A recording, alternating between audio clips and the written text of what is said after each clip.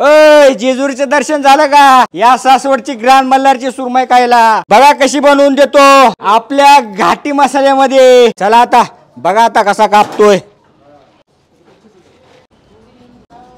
चला तवा फ्राय बनवून घेऊया सुरमई. हे आपल्या ग्रँड मल्हारचं घाटी मसाला असं उलट पालट बघा चव कशी दमदार लागते. हा बघा तेल टाकला आता ही गेलं. आता ह्यांना हो द्या तोपर्यंत रवा फ्राय करून घेऊ आपण. ह्याला पण आपण आता आलं लसूण पेस्ट लावू. चला आता खाली वरून मसाला लावून घेऊ. ते डुबकी टाकून घेऊ त्याची. आता डायरेक्ट येतोय तो रव्यामध्ये.